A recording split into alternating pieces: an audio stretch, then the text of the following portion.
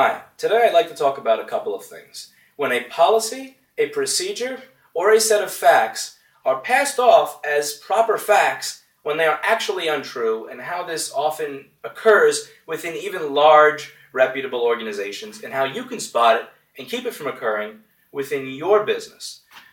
Also, I know this camera angle sucks. I'm actually on vacation right now. I'm on the third week of my vacation. This is the longest time I've had off from work in 10 years, and I'm enjoying it. I usually complain about the low quality tripod that I have, which is 10 times better than the fact that I'm using a wooden ridge in that table in combination with my laptop to hold up a Nexus 7 vertically to use it as a camcorder. If I so much as bang on this armrest too hard, that Nexus will come tumbling off of the table. So hopefully all goes well. It is really nice to be on vacation in places other than New York. I went to Wisconsin and then to Kansas. You know, the lack of pollution, the lack of people screaming, the lack of anxious, miserable, unhappy people. The fact that, I can get an amazing meal and get drunk for $28 at a high-quality establishment with nice bathrooms. I mean, life really does get better the further away that you get from New York, which is why I'm going to be very unhappy when I return on Monday evening. But I digress. Back to my topic. A lot of the times, we are ignorant on certain subjects at work because most of the time, for whatever company that we're working at, we don't know everything. And at my company, I know a little bit of what everybody does, but I am not the best technician. I am not the best salesperson. I am not the best clerical person and merchandiser and retailer. Now, when I'm ignorant, I look to learn from the people that are around me. Sam Fields, who was a mentor of mine and a great producer and audio engineer, used to say, I know most of what I know because I was never afraid to admit just how stupid I am. And he'd always follow that statement with a big, hearty laugh. And, I thought that there's a lot of truth to this. He would always ask these ridiculous questions, but he really did learn at an amazing rate, and he did have a great wealth of knowledge because he was always willing to learn. And I encourage that other people always be willing to learn. Now, the problem with always being willing to learn and always asking questions is that you're often going to receive answers that are not true. There are people out there like me who have self-confidence, who are okay with the fact that they don't know something. I'll happily say I don't know if I don't know the answer to a question. But there are also insecure people out there who are insecure because they may be just inadequate human beings who are not okay with saying I don't know.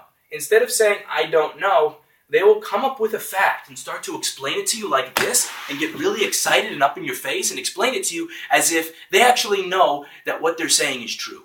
Let me give an example just from the music business, because I heard something very similar to this from a Full Sail graduate, and it made me want to just fucking puke in my mouth about 8 years ago. I was working at a studio where one of the guys really knew absolutely nothing about digital recording. He was a great recording engineer, but he came from the analog realm. And he didn't know much about digital, and he's asking about it. And this one kid says, oh, you should use a DigiDesign 888. It's an amazing, great converter. It has an amazing clock inside of it, and it has this thing where the sample rate will actually change, and it'll detect it based on the type of music, so it'll make it sound better. And the clock automatically synchronizes to the waveform. And he was just explaining it in that way where he was saying it, and he was explaining everything as if this is actually fact. And the thing is, this old dude actually said, okay, I'm just going to use this converter. Now, for people who are in the music business and who are audio engineers, you know that there is no such thing as a sampling rate on an analog to digital converter that changes based on the type of waveform. That is just malarkey, horseshit. And the second piece of information that is not just subjective, it's objective truth. The DigiDesign 888 is a fucking awful sounding converter. It is one of the shittiest sounding there is, and it's why most people from that realm, from that time, hate digital compared to analog because of that fucking piece of shit. But because it was passed off as fact, and because this guy had such a sense of false authority, he had a sense of authority so that you would want to listen to him, the guy actually just used it. Whereas if the guy had said, I don't know, he may have done a little bit of his own research. So what I'm suggesting here is that you should listen to what other people have to say if you're ignorant. But at the same time, you should do your own independent research on everything that is passed off to you as a fact. If something is passed off to you as a fact, you should not take it as a fact until you do your own research. Now, if you do your own research and there's conflicting statements, but it seems like this is plausibly true, that's one thing.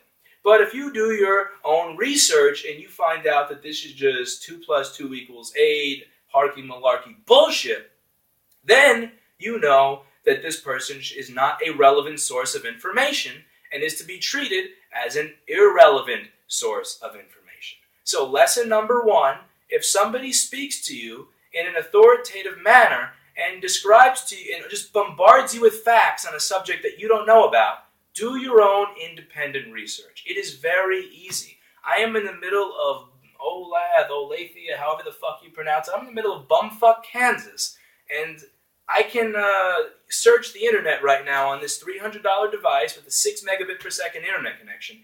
There is truly no reason to not do a little bit of your own research in 2014 to figure out if something is full of shit. I'm not saying you should not believe everybody. I'm not saying when your boss tells you information that you should not listen to him. All I'm saying is that for every single thing that you don't know about that's given to you as a fact, do a little bit of your own independent research to ensure it is actually a fact.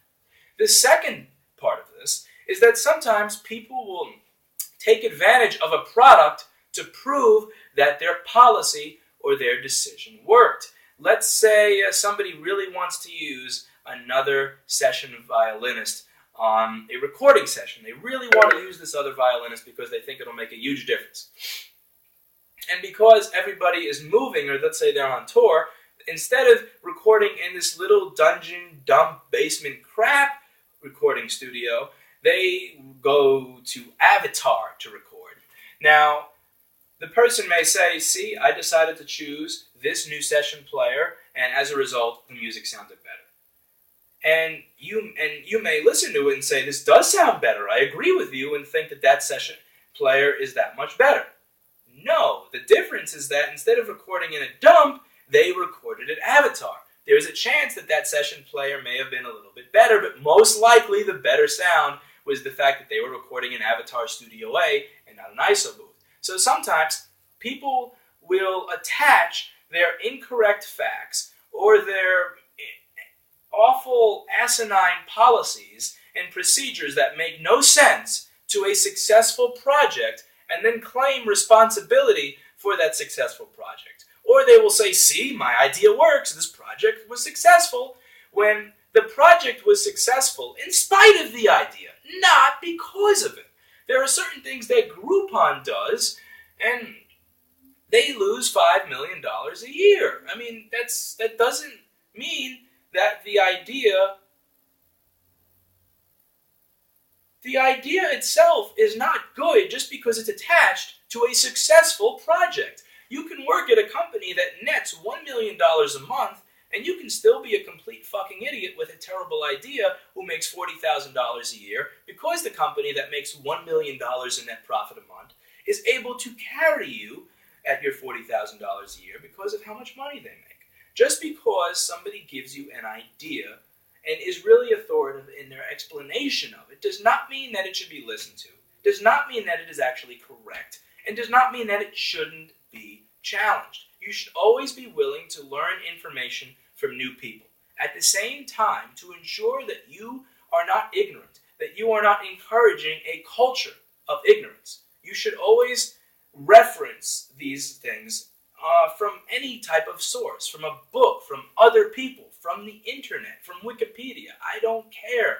Do what you have to do to figure out if the facts that you're being fed are actually facts. Because if you are working at an organization or you are building your own company and you're starting over here and you're building over here based on bullshit, then everything that you build up on top of it is also going to be bullshit. And then your business is going to be based on bullshit. Your marketing may be based on bullshit. Your part sources may be based on bullshit. Your repair procedures may be based on bullshit. And that is a very, very bad thing. And this happens at small, dumpy organizations, and this happens at large organizations that have people with advanced degrees working for them. So do be cognizant of the fact that you should always be double checking your facts. And in 2014, it is very, very easy to do so. Don't be tricked by people who lure you in with a manipulative, false sense